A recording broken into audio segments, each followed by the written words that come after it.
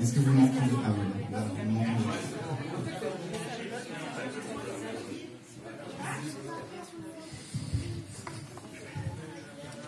Bonjour à tous.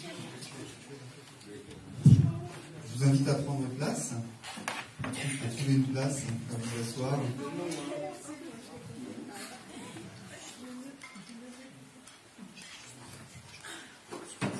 C'est un plaisir pour moi de vous accueillir ce matin pour ce culte, pour le culte de l'église évangélique de Châteauroux. Je vous souhaite la bienvenue au nom de l'église et je vous propose qu'on remette ce culte dans la prière ensemble. Oui Seigneur, nous venons ce matin avec peut-être des inquiétudes dans le cœur, avec peut-être le bruit de nos soucis, et nous voulons faire taire un petit peu ce bruit et venir te rencontrer, te rencontrer pour te louer, pour t'adorer. Toi qui as tracé, Seigneur, un chemin pour nous, toi qui as sacrifié ton Fils dans ton grand amour pour que nous puissions être pardonnés, être sauvés. Seigneur, tu mérites toute gloire, tu mérites toute notre attention ce matin. Nous voulons te rendre ce culte dans la joie et avec toute la sincérité de nos cœurs. Amen. J'invite les chanteurs à s'avancer et je vous propose qu'on prenne ce premier chant. Ton nom, loin des bruits de la ville, ton nom comme du miel sur mes lèvres, ton nom Emmanuel.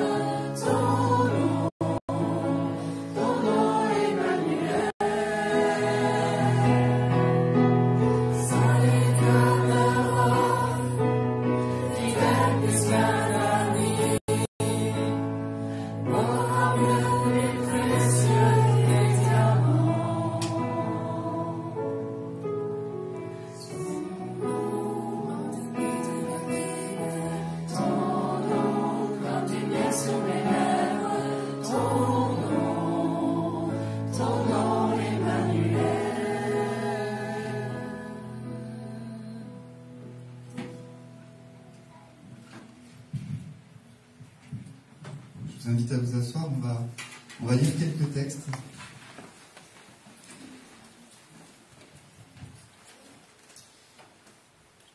On va commencer dans l'évangile de Jean, en prenant le chapitre 15, du verset 9 à 16. Comme le Père m'a toujours aimé, moi aussi je vous ai aimé. Maintenez-vous donc dans mon amour. Si vous obéissez à mes commandements, vous demeurerez dans mon amour.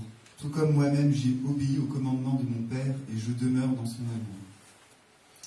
Tout cela, je vous le dis pour que la joie qui est la mienne vous remplisse aussi et qu'ainsi votre joie soit complète. Voici quel est mon commandement. Aimez-vous les uns les autres comme moi-même je vous ai aimé. Il n'y a pas de plus grand amour que de donner sa vie pour ses amis. Vous êtes mes amis si vous faites ce que je vous commande. Je ne vous appelle plus serviteur parce qu'un serviteur n'est pas mis au courant des affaires de son maître. Je vous appelle mes amis parce que je vous ai fait part de tout ce que j'ai appris de mon Père. Ce n'est pas vous qui m'avez choisi, non, c'est moi qui vous ai choisi. Je vous ai donné mission d'aller, de porter du fruit qui soit durable. Alors le Père vous accordera tout ce que vous lui demanderez en mon nom. Et pour compléter, je vous propose une deuxième petite lecture, un petit peu plus loin, dans la même évangile, dans Jean 17, verset 24 et jusqu'au verset 26. Père, mon désir est que ceux que tu m'as donnés, c'est une prière de Jésus, Père, mon désir est que ceux que tu m'as donnés soient avec moi, là où je serai, et qu'ils contemplent ma gloire. Celle que tu m'as donnée parce que tu m'as aimé avant la création du monde. Père, toi qui es juste, le monde ne t'a pas connu, mais moi je t'ai connu, et ceux-ci ont compris que c'est toi qui m'as envoyé. Je t'ai fait connaître à eux, et je continuerai à te faire connaître, pour que l'amour que tu m'as témoigné soit en eux, et que moi-même je sois en eux. La prière de Jésus est la suivante. Père, mon désir est que ceux que tu m'as donnés soient avec moi, là où je serai, et qui contemplent ma gloire, celle que tu m'as donnée. Pourquoi notre culte est important ? Je pense qu'on peut peut-être se dire que notre culte, c'est comme un rendez-vous avec Dieu. Alors, peut-être pas un rendez-vous aussi personnel que dans notre culte personnel, un culte intime, mais un rendez-vous avec nos frères et sœurs en Christ qui sont là aussi. On peut venir pour un culte avec plein de bonnes raisons. On peut venir pour suivre un bon enseignement. On peut venir peut-être pour faire le plein d'énergie spirituelle. On peut venir justement pour profiter de cette communion fraternelle. Ce sont des bonnes choses. Mais la première raison, celle sans laquelle les autres perdent leur valeur, c'est Dieu lui-même. Le but du culte, c'est Dieu lui-même. Le culte, c'est venir à Dieu, c'est le rencontrer, c'est le mettre à l'honneur, c'est dire la valeur inestimable qu'il a dans nos vies. C'est témoigner du salut par Jésus-Christ. Et on peut profiter de ce culte comme un moment où on se recentre sur Dieu. Et en général, quand on rencontre Dieu, ce n'est pas sans effet. Il y a une image que j'aime bien, que j'ai peut-être déjà utilisée, où je me dis que finalement, vivre un culte, que ce soit un culte personnel ou en communauté, c'est quelque part se mettre au diapason de Dieu. Et je peux utiliser une image un petit peu pour expliquer ça. On n'a pas de guitare ce matin, mais ceux qui font de la guitare, ils le savent bien. Si vous avez une guitare désaccordée, et que vous la laissez pendant une semaine et que vous la récupérez après une semaine, c'est rare que la guitare se soit accordée toute seule. Quand vous la reprenez, elle reste elle reste désaccordée. Et si vous ne faites rien, même si vous l'accordez, la semaine suivante, la guitare se désaccorde. Et il est nécessaire de retrouver l'accord. C'est d'autant plus vrai quand on joue seul. Je dirais, une guitare qui joue toute seule, si vous jouez tout seul, peut-être pendant la semaine, vous n'allez peut-être pas remarquer que vous êtes désaccordé par rapport aux autres, et puis les choses vont bouger de manière imperceptible. Les cordes vont se dilater avec la chaleur, avec le froid. Et parfois, on a besoin d'être un petit peu au contact des autres. Le modèle, l'accordeur, le diapason, c'est Jésus-Christ. Nous avons besoin de nous remettre au diapason divin, de temps en temps, de nous confronter à la parole. Et ça nous fait du bien aussi de le faire en communauté, de prier, de louer. Et ça nous permet de retrouver parfois aussi une saine proportion des choses. Peut-être qu'il y a des choses qui nous inquiètent dans notre vie, des choses qui nous accaparent, qui nous obnubilent. Et se mettre face à Dieu, ça nous permet de réaliser que les proportions sont peut-être justement disproportionnées et que Dieu le voit différemment sous son regard. Voilà, je vous propose vraiment de penser à ça, qu'on puisse vivre ce culte, nous recentrer sur Dieu, aussi pour nous conformer, pour l'imiter, pour nous façonner à l'image de Christ. Il y a un petit chant que les anciens connaissent forcément dans l'Église, ou ceux qui ont chanté dans les années 80-90, ont chanté beaucoup un petit chant dont les paroles c'est « Te ressembler Jésus, penser, agir, aimer toujours plus comme toi ». Et je pense que c'est aussi ça, se mettre au diapason divin, c'est vouloir ressembler à Jésus et faire son imitateur. Je vous propose de prendre maintenant 3 chants pour louer Dieu, et j'invite les chanteurs à s'avancer.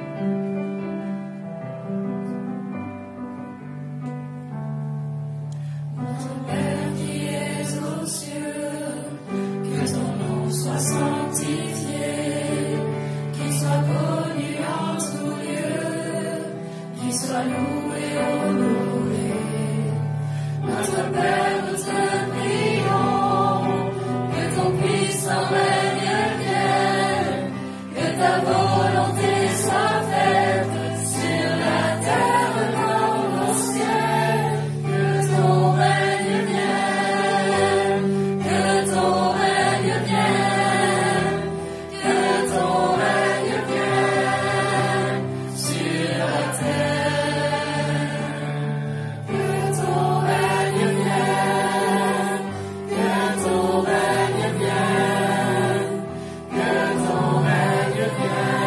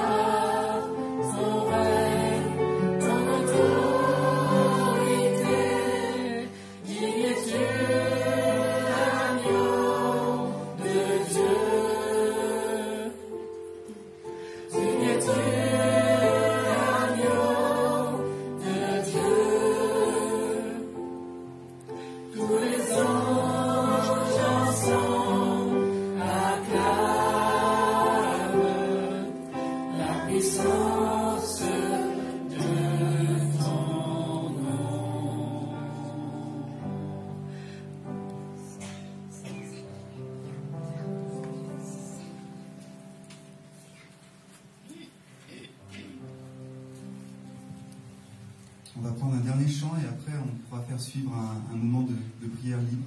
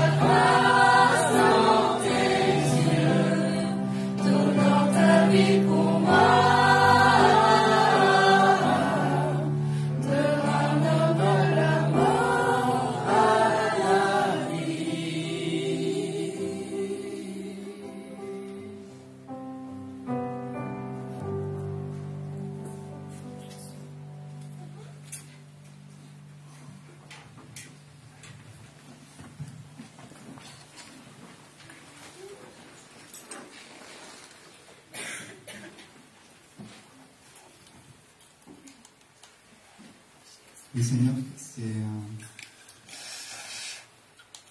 une bonne chose de savoir que quand nous avons l'impression de nous être éloignés, tu nous ramènes,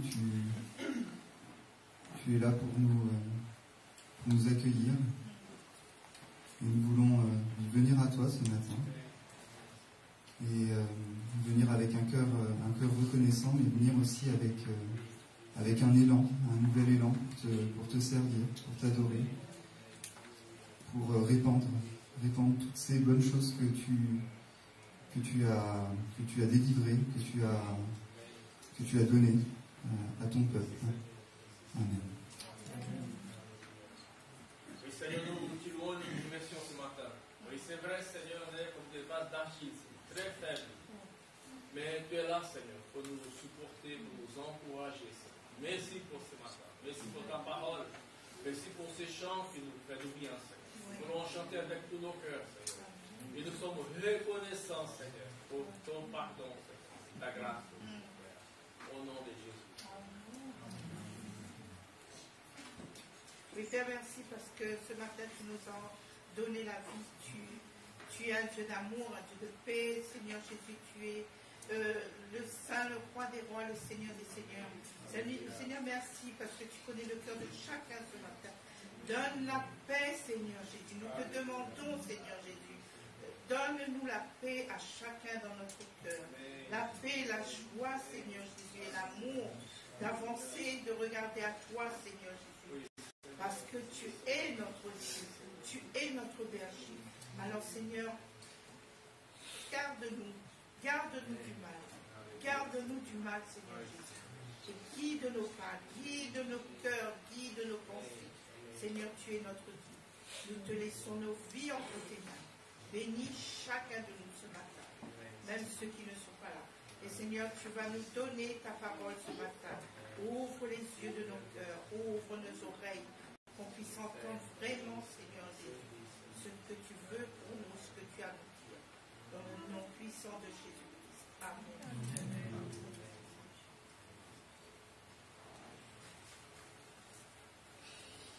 Seigneur, ces mots résonnent en moi, j'étais vide et sans espoir. Je ne sais pas ce que serait devenue ma vie sans toi, mais tu as tout changé.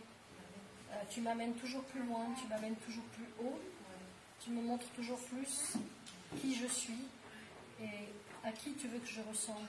Et tu veux que je te ressemble. Aide-moi, Seigneur, donne-moi la force de te ressembler, de faire le bien que tu veux que je fasse, de dire les bonnes paroles que tu veux que je donne, de me décentrer de moi et de me centrer sur toi. Seigneur, merci parce que tu es le seul qui puisse faire autant dans une vie, qui puisse tellement changer une vie. Amen.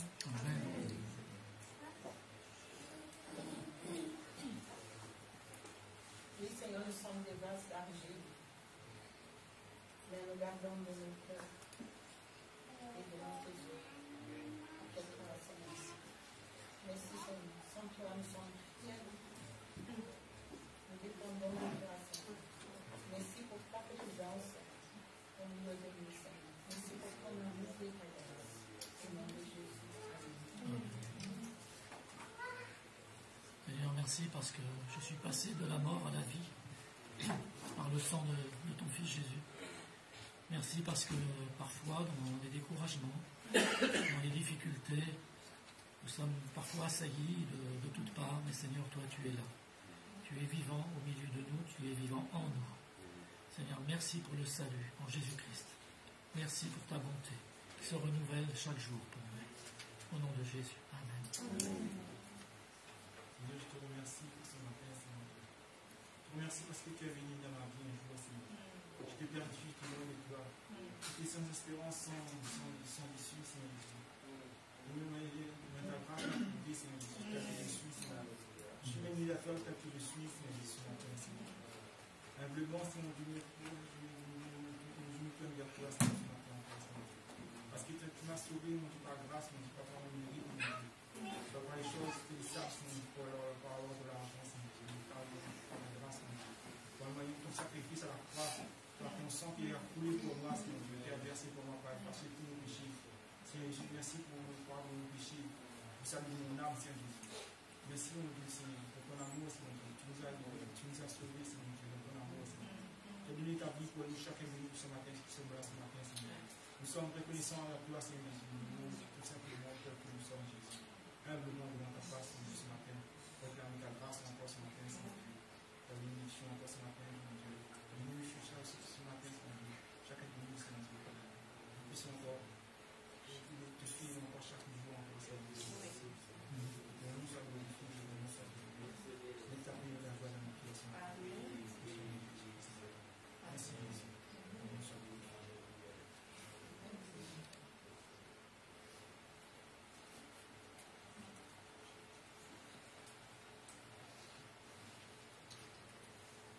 Amen. Je vais faire la lecture d'un passage en Romains 5, versets 1 et 2.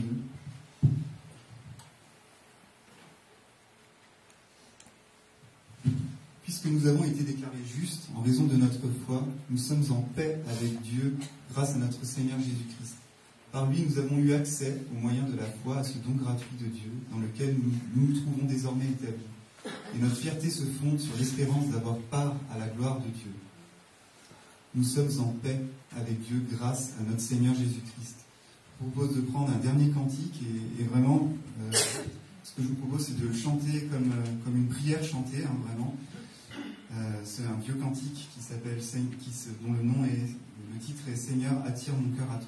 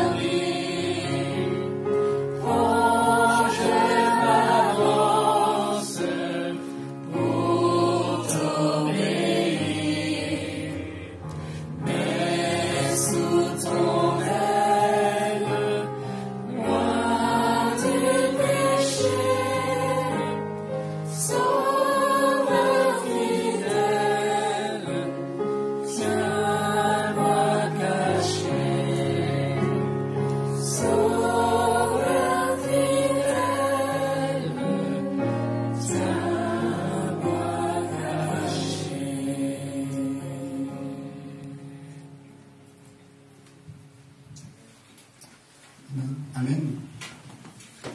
Je vais laisser la place maintenant à Elcio pour le message et juste le remettre dans la prière. Seigneur, je voudrais te remettre nos cœurs, que nous puissions être attentifs, être disposés, être réceptifs au message que nous apporte Elcio, que tu puisses vraiment le fortifier dans cette tâche et Seigneur, merci parce que tu inspires aussi et tu nous permets d'avoir des paroles qui sont des paroles vivantes, Seigneur, qui sont inspirées de toi et Seigneur, merci d'avoir laissé ta parole, éclaire-la, Seigneur, ce matin pour nous. Amen. Oui, est-ce qu'on peut chanter encore ces derniers couplets de ce chant-là? Donc les enfants, je pense que les tout petits vont partir avec Sueli et Aude. Oui, mon micro c'est bon? Je vais le micro.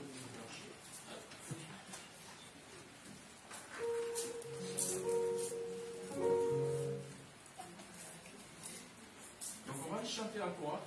Ça y est, c'est bon? Mon micro? Ça y est? Allô, c'est bon, c'est bon. Merci beaucoup. On va les chanter tranquillement, doucement. On va penser à ces paroles. Le dernier. Oui. Vous pouvez vous asseoir, vous lever, c'est pas. Je voudrais qu'on puisse chanter encore cette dernière partie. Le dernier couplet, Jérémie.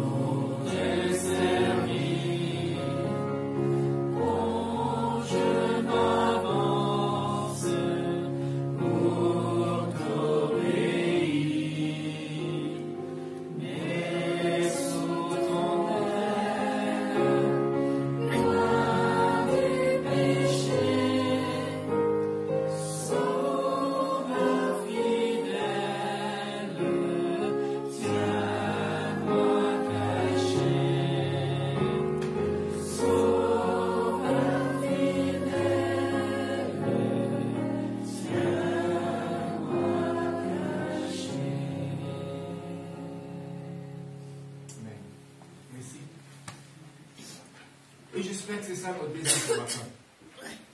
De rester caché. Que le Seigneur nous cache. Que le Seigneur nous protège. Qu'il puisse éloigner de nous toutes les choses qui sont mauvaises. Toutes les choses qui ne viennent pas de lui. C'est notre désir ce matin. En tout cas, c'est mon désir. J'espère que c'est votre désir aussi. Amen. Amen. Vous avez passé une bonne semaine? C'est chaud toujours, hein? Oui. Je sais, je reconnais ça. Je pense à mon pays. Des petites choses avant de faire, de commencer ma prédication. Donc, c'est déjà le thème qu'elle a, le désir de posséder. Donc, vous pouvez déjà aller sur Luc, chapitre 12, verset 13 à 19. Donc, ouvrez vos Bibles, parce qu'on va regarder ce texte ce matin. Mais avant d'aller là, je vous ai dit deux petites choses. D'abord, je parlerai des baptêmes. Donc, vous savez, à l'église, on fait des baptêmes. D'accord? Donc, quelques-uns sont déjà baptisés. Les autres ont besoin d'être baptisés. Donc, si vous avez besoin d'être baptisés, dans le sens, pourquoi qu'on baptise à l'église assez vite? 4 petites choses. D'abord, c'est croire. Je crois en Jésus. Je crois qu'il est mon sauveur. Donc, je vais y aller. J'ai compris que l'évangile, voilà, c'est lui qui va guider ma vie. Je m'engage.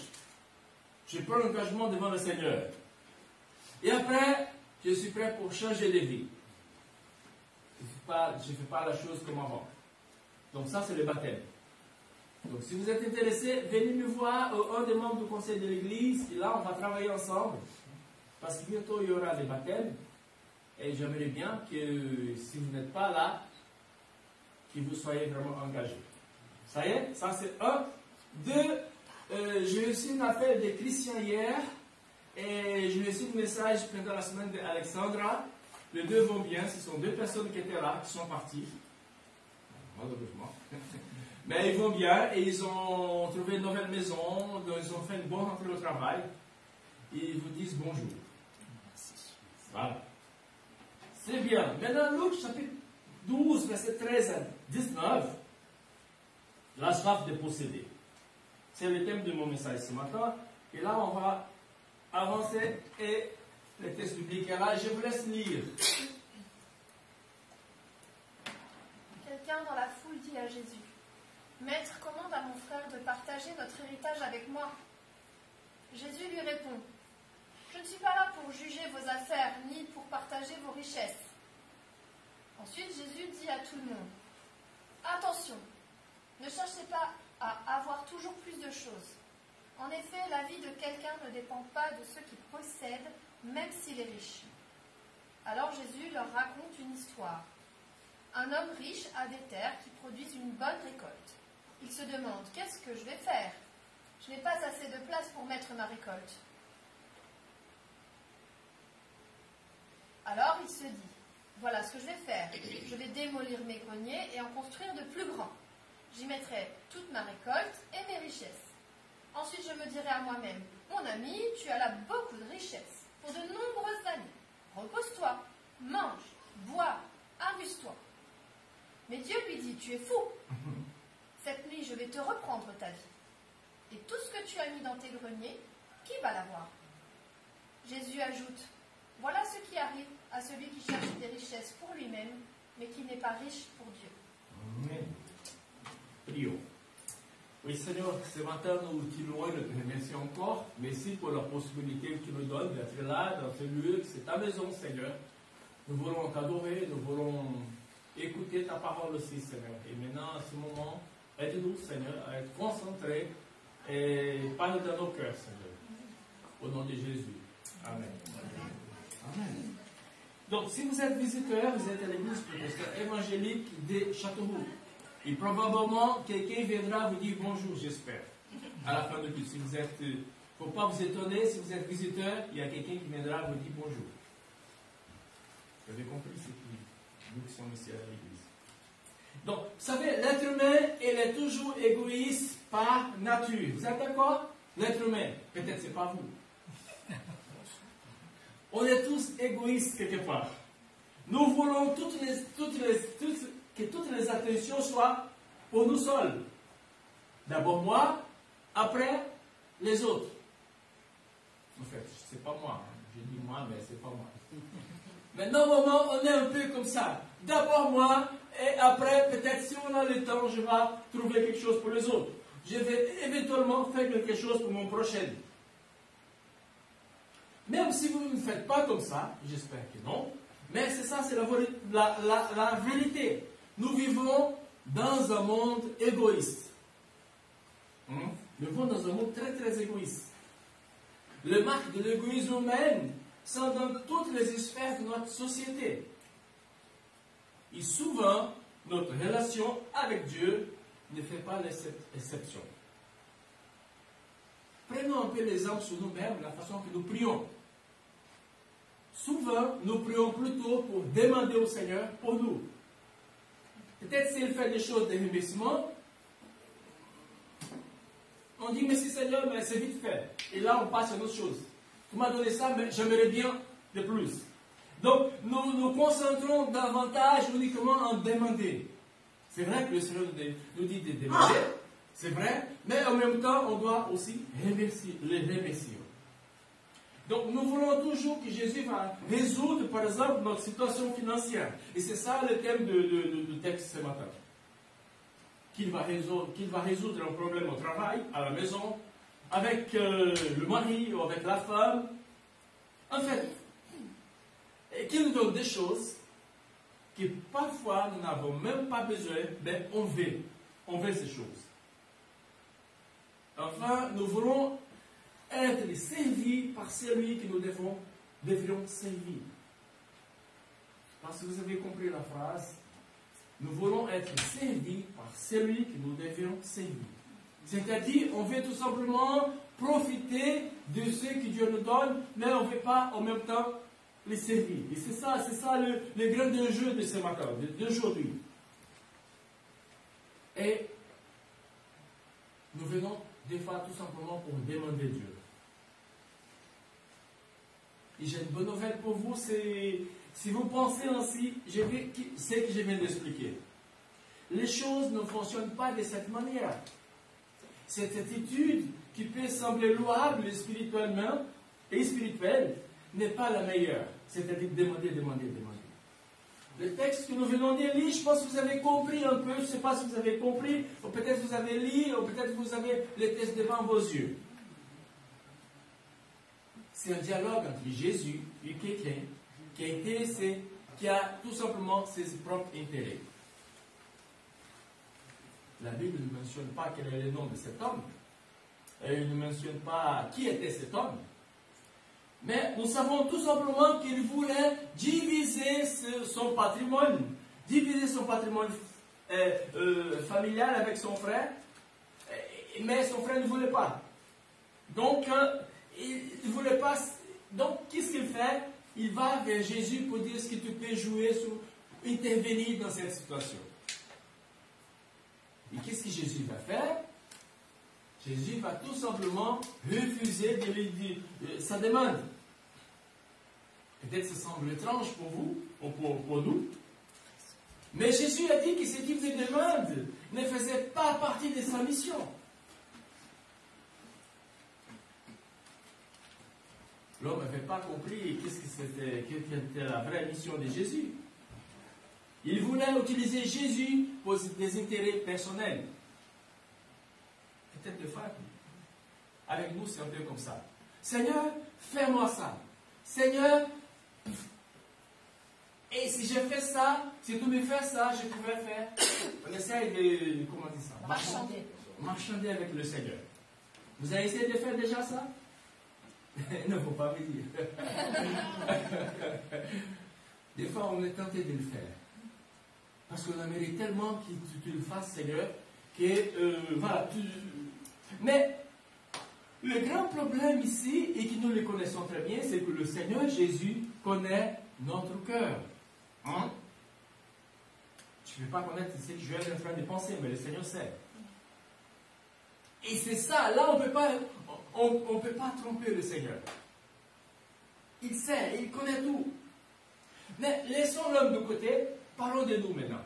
Revenons à nous qui vivons à Châteauroux, qui sommes là ce matin. Ce n'est pas pourquoi vous êtes venus. En tout cas, nous sommes là. Et comme je le disais, on vient pour adorer le Seigneur. On vient pour les remercier. On vient pour être ensemble. On vient pour prier ensemble. On vient parce qu'on a besoin d'entendre sa parole. Et je pense que c'est pour ça que nous sommes venus. Mais, parlons de nous-mêmes. Parce que c'est ça que c'est important. Des fois, c'est tellement facile de juger cet homme. Dire, mais regarde lui là. C'est pas possible. Mais en fait, nous faisons la même chose. Peut-être d'une autre manière, mais nous le faisons.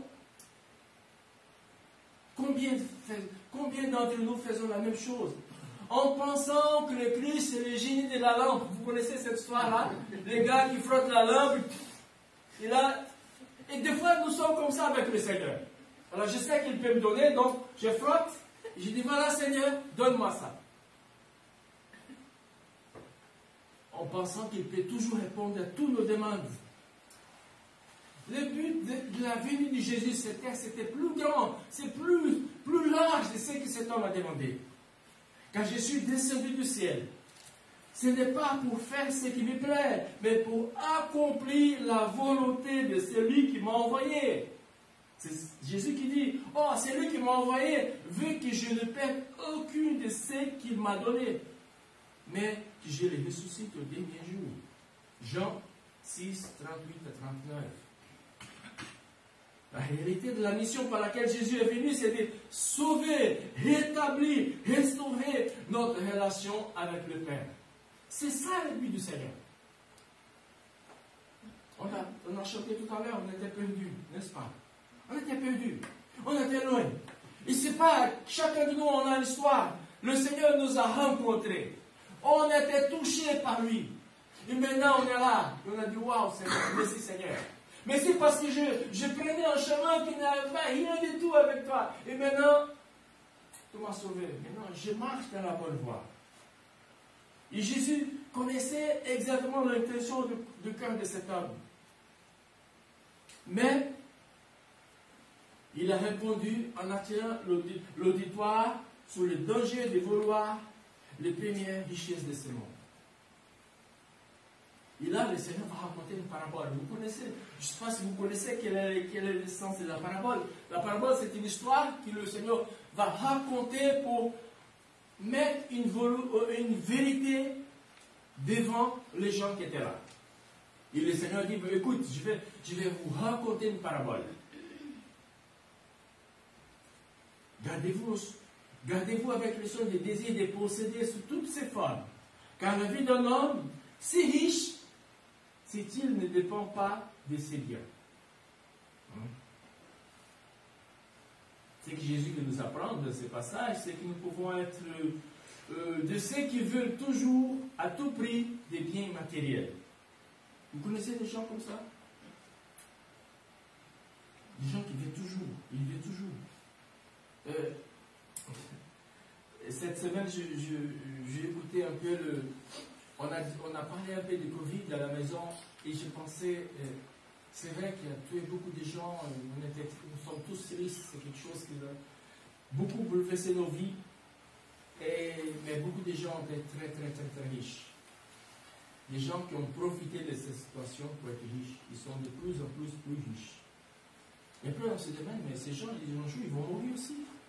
Et quand on meurt, on ne peut pas emmener ces choses avec nous. Et le problème, c'est que si on a cet objectif de gagner toujours, d'avoir toujours des choses pour nous, on peut tomber dans l'idolâtrie. Et dans l'idolâtrie, c'est quelque chose qui ne dure pas. Et tous ceux qui ont choisi cette style de vie aujourd'hui, je ne dis pas qu'ils s'est empêché d'être riche. Non. J'aimerais bien qu'on soit plus riche que ce qu'on a aujourd'hui. J'aimerais bien finir ma petite maison. Peut-être que vous avez tous des désirs, et c'est normal. Mais le problème, c'est quand ces choses prennent la part de Dieu. Et là, il n'aime pas ça. Et Paul, dans une de ses lettres aux Éphésiens, je vais vous lire, Éphésiens 5, verset 5, il dit, car sachez bien, aucun homme qui se livre à l'inconduite, à l'impureté ou à la soif de posséder, qui est une idolâtrie, n'a d'héritage dans le royaume de Christ et de Dieu. La soif de posséder. Et des fois, on est tenté parce qu'il y a une autre chose, avant de dire ça, j'ai voulu un autre texte de Colossiens 3, verset 5. Faites donc mourir tout ce qui est dans votre vie, appartenant à la terre, c'est-à-dire l'inconnu, l'impureté, les passions incontrôlées, les désirs mauvais, et il revient encore à la même phrase, la soif de posséder, qui est une idolâtrie. Donc l'apôtre Paul va nous montrer que, et on sait que ça, c'est l'idolâtrie, parce qu'on cherche, on déplace, à la place de Dieu, on met des autres choses. Et depuis longtemps, cette soif de posséder accompagne même les chrétiens.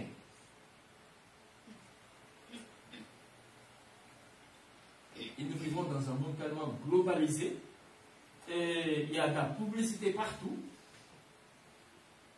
et on est bombardé par de belles images, n'est-ce pas? De belles voitures. Et quand je regarde la mienne, je dis, ah, je voudrais bien voir celle-là. Des belles images qui vous font sauter aux yeux. Quelle soif! Mais écoutons un peu le conseil de ce qui a écrit le livre d'Hébreux. Que votre conduite ne soit pas guidée par l'amour de l'argent. Contentez-vous, ah Seigneur, aide-moi. Contentez-vous de ce que vous avez présentement. Car Dieu lui-même a dit, je ne te laisserai pas. Non, je ne t'abandonnerai jamais. Amen. C'est normal qu'on est inquiet. C'est normal qu'on dit, Seigneur, tu ne vas pas me laisser tomber. Tu ne vas pas me faire venir chez toi pour me laisser tomber ou pour dire, voilà. Non. Il y aura toujours une sortie. Quels que soient nos problèmes, quels que soient nos soucis, quel que soit là où on est aujourd'hui. En regardant vers le Seigneur, on sait qu'il va faire trouver une sortie pour nous. Et là, je ne parle pas tout simplement des finances. Ce n'est pas où vous êtes dans vos luttes, dans vos combats, dans vos inquiétudes, dans votre cœur. Sachez ce matin, le Seigneur est là. Il veut vous donner une sortie.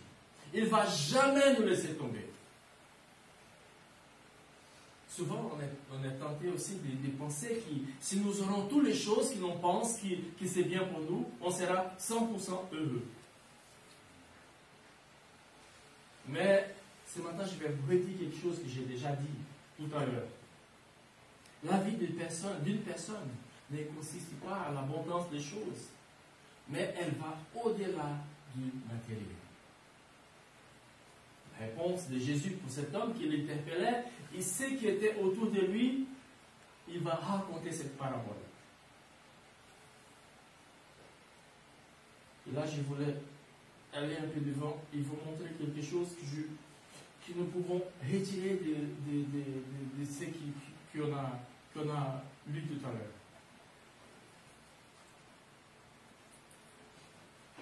La première des choses, c'est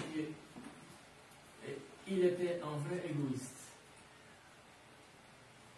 Qu'est-ce que c'est l'égoïsme? J'ai cherché une petite traduction qui dit, définition plutôt, l'attachement excessif porté à soi-même et à ses intérêts au mépris des intérêts des autres. Ça, c'est une définition d'égoïsme. Dieu l'avait tellement béni, par exemple, vous avez vu, Dieu l'a béni.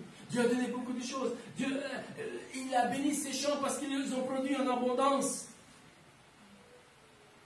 Au lieu de récolter ce qu'il avait besoin pour lui-même, il séparait une partie pour aider les autres. Qu'est-ce qu'il a fait? Il a tout gardé pour lui. Parce qu'il voulait garder ça. Parce qu'il était intéressé à ça. L'égoïsme. Et des fois on dit non, non, je ne peux pas le faire. Je ne peux pas donner. Je préfère penser à moi d'abord. Oui, c'est bien. Mais je pense qu'on est tous, on peut toujours donner quelque chose. Et je ne parle pas de l'argent. Donner de notre temps. Donner de l'attention à l'autre. Aider, persévir. L'égoïsme. Deuxième chose que je vois dans la parabole, c'est qu'il avait prévu sa vie seulement pour cette terre. Les vies matérielles peuvent nous tromper en nous donnant un sentiment de sécurité. Mais le jour du jugement, ils ne vont rien servir. Vous savez, il y aura un jour de jugement. Ne croyez pas, il y aura un jour de jugement. Un jour, on sera face à face. Un jour, on sera tête à tête avec le Seigneur. Et là, on n'aura pas d'excuses. Proverbe, Salomon a écrit Proverbe 11, verset 4, écoutez bien. La richesse ne sera d'aucun secours au jour de la colère divine, c'est-à-dire au jour du jugement. Mais une vie juste sauve de la mort. Proverbe 11, verset 4. Troisième chose, il n'est pas accompli sa mission. Jésus a terminé va terminer la parole en disant, voilà quelle sera la sorte de tout homme qui amasse des richesses pour lui-même, au lieu de chercher d'être riche auprès de Dieu.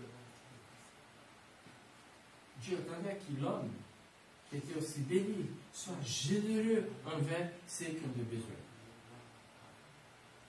Malheureusement, cette soif de posséder a pris au-dessus de son cœur. Il n'est pas cherché de faire la volonté du Seigneur. Maintenant, la question c'est nous. Et nous qui vivons là, qu'est-ce qu'on fait? Vous savez, de plus en plus, il y a des pauvres ici dans ces pays. De plus en plus, il y a des gens qui ne mangent pas bien. Qu'est-ce qu'on fait? Est-ce qu'on est prêt pour séparer une partie de ce que Dieu nous a donné? Pour servir aux autres? Pour servir son œuvre? C'est pas seulement, j'insiste encore, c'est pas seulement donner de l'argent. D'utiliser ses dons, ses talents, pour servir de différentes manières. Nous pouvons tous servir. Nous pouvons tous faire quelque chose. Des fois, on a dit, on attend que le gouvernement va faire. Non, nous pouvons faire. Nous pouvons faire des petites choses, mais qui vont donner la gloire à Dieu et qui vont bénir quelqu'un.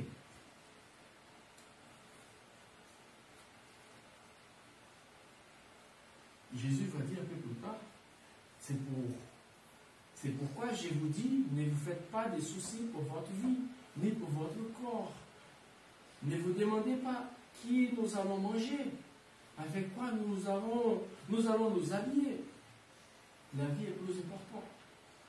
Mais que la nourriture, c'est le verset 23, le même chapitre. La vie est plus importante que la nourriture. Et votre corps est plus important que le vêtement. Regardez les oiseaux, ils ne sèment pas, ne récoltent pas, ils n'ont pas les réserves, ni greniers, mais Dieu les nourrit. Et vous, et nous valons plus beaucoup que les oiseaux. Ce n'est pas en vous faisant des soucis que vous pouvez ajouter un seul jour à votre vie. Et je pense à moi-même. Des fois, avec les soucis de la vie, du ministère, de beaucoup de choses, je n'arrive pas même à dormir. Et je me réveille la nuit, je pense. Et puis je dis, mais pourquoi je vais le faire? Je ne peux rien changer. Si ce n'est pas toi, Seigneur. Mais je pense. Et des fois, c'est un combat pour nous. Et ce matin, je pense que le Seigneur nous dit, écoute, reste tranquille. Je suis au contrôle. Je vais toujours faire le meilleur pour toi. Même si tu n'arrives pas à visualiser, même si tu regardes là, à ce moment, lève les yeux. Regarde, je suis là. Je vais te fortifier, je vais t'encourager.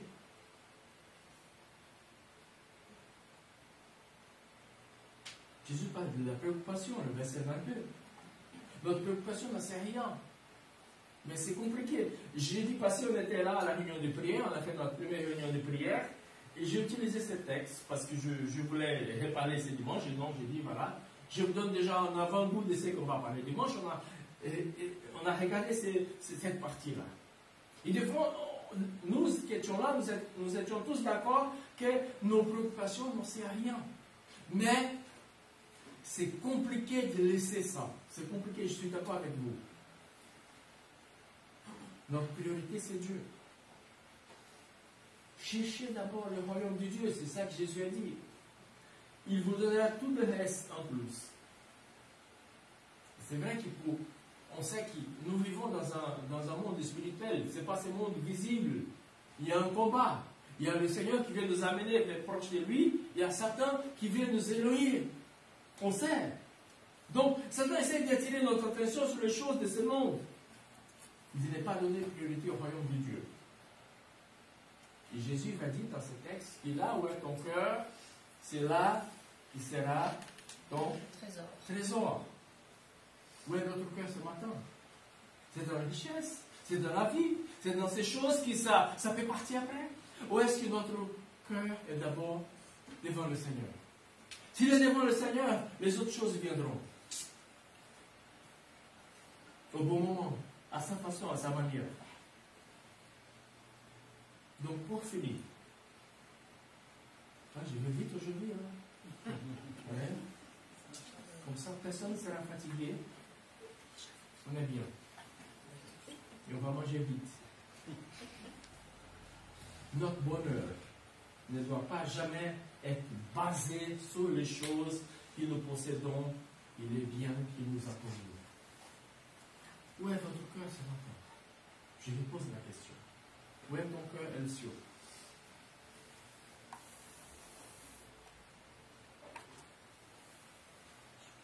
Notre cœur doit être là où est notre priorité. Ma priorité, c'est celle de Dieu, c'est de l'honorer, c'est d'obéir, c'est de le suivre, et après les autres choses viendront au bon moment. Aimer Dieu par-dessus de tout, et aimer les autres comme nous-mêmes. On va le faire, on va essayer.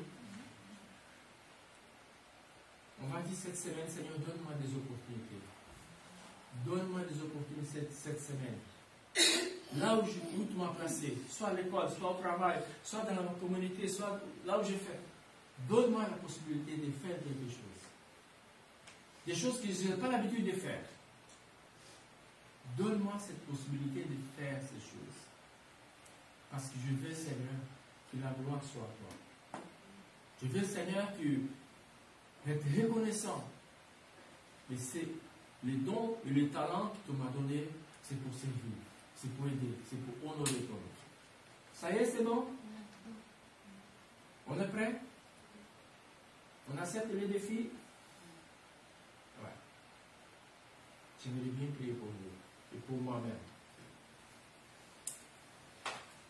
Oui, Seigneur, nous reconnaissons ce matin, Seigneur, combien de fois, Seigneur, on est des égoïstes. On est des hommes, des femmes tellement égoïstes. On veut pour nous tout simplement, Seigneur. On veut que tu travailles tout simplement pour nous, Seigneur, en détriment de l'autre. Mais ce matin, Seigneur, aide-nous. Aide-nous à comprendre. Aide-nous, Seigneur, à te servir et honorer ton nom, Seigneur. Tu connais, Seigneur, nous t'aimons et nous voulons continuer à te suivre. Mais des fois, combien c'est compliqué. Des fois, Seigneur, devant les gens, devant les situations, Seigneur, on veut toujours profiter, Seigneur. Pardonne-nous, Seigneur. Et qui pendant cette nouvelle semaine qui commence aujourd'hui, nous pouvons, Seigneur, faire, Seigneur, selon ta parole. Nous pouvons, Seigneur, laisser être guidés par ton Esprit Saint, Seigneur. Tu nous as trouvés, tu nous as restaurés. Tu n'as rien demandé, Seigneur. Et nous sommes bien. Nous avons la vie éternelle. Nous avons l'assurance, Seigneur, que tu es avec nous. Aide-nous, Seigneur, à partager ça avec les autres aussi, Seigneur. Béni soit ton nom, Père, au nom de Jésus, Seigneur. Amen. Amen. Que Dieu vous bénisse, que Dieu vous garde.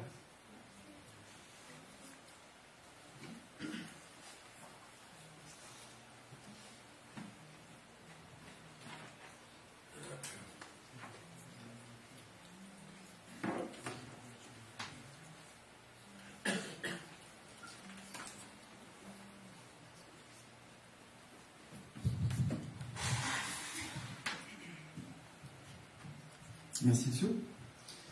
Je trouve ça saisissant de se rendre compte que des paraboles qui ont été prononcées il y a plus de 2000 ans sont encore aussi actuelles et on peut les comprendre et on en tire vraiment des leçons.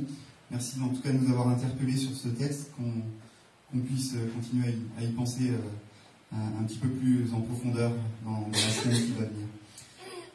Je vous propose maintenant de passer au moment des annonces. Donc, le dimanche prochain, il y aura, comme habituellement, le culte à 10h30, ici même. Jeudi prochain, la réunion de prière aura lieu via Zoom. Enfin, ça sera en distanciel. Enfin, ça ne sera pas dans les locaux. Et je vais vous envoyer le lien de la semaine. Je vais envoyer dans le groupe WhatsApp de l'église. D'accord. Les gens peuvent se connecter. Ceux qui veulent se connecter, c'est dans le groupe WhatsApp de l'église. Et ceux qui ne font pas partie du groupe WhatsApp, vous demandez à Elcio alors. Hein, c'est ça. Donc, Elcio assure une permanence pastorale tous les mercredis de 14h30 à 17h ici. Vous pouvez venir librement pour le rencontrer. Vous pouvez aussi prendre rendez-vous avec lui. En tout cas, il est ici, il est dans les locaux de l'église et il vous accueille avec plaisir. Je crois que c'est la semaine prochaine. Nous aurons notre culte de rentrée, ça vient. Donc voilà, il y a certainement des petites choses qui ont été concoctées. Donc c'est dimanche prochain. Il y a aussi l'AG de Kairos. Dimanche prochain, à quelle heure? Les repas suivis de l'AG de Kairos. D'accord, donc il y a un repas en commun. Ouais, ça faut le dire. Oui, Okay. c'est ça. Repas en commun, vous pouvez venir en amenant de quoi manger pour vous ou à partager en plus. Et l'association Kairos, je pense que c'est dans la foulée du repas en commun. C'est ça? On a déjà une heure, je vous précise ou pas? Vers 14h. Vers 14h. Ça sera décidé au moment. Donc pour rappel, Kairos, c'est l'association culturelle de notre Église. Voilà. Donc les quatre mots, l'unité, la joie, le service et l'onction du Saint-Esprit. Je crois que c'est peut-être la fin des annonces. Donc on va lire ce petit verset encore. N'aie pas peur, petit troupeau. Votre Père a choisi de vous donner le royaume. Une dernière annonce très pratique, on va dire, c'est le planning du ménage. L'Église a décidé de laisser aussi, en fin de compte, la possibilité de vous porter volontaire. Il y a déjà du monde pour les 4 semaines de septembre. Il y en a une qui est déjà passée. Et vous voyez, les 2 dernières cases, c'est les 2 dernières semaines d'octobre, donc il reste encore de la place. Voilà, c'est pas un engagement à vie. Hein. Si vous mettez dans une case, vous faites la case, et après vous voyez si vous avez encore une disponibilité. Josette est toute seule aussi le premier week-end d'octobre, donc si jamais quelqu'un veut le faire avec elle, et elle sait très bien s'y prendre, Josette, pour ça. Donc, voilà. Donc non, mais voilà, donc n'hésitez pas, même si c'est ponctuel, ça rend service à l'Église et c'est un service qui est très important pour qu'on se sente bien aussi dans ces locaux et je pense qu'on s'y sent bien en tout cas. Voilà, je crois que c'est vraiment terminé. On va encore prendre un chant avant de se quitter. et qui est un chant de bénédiction.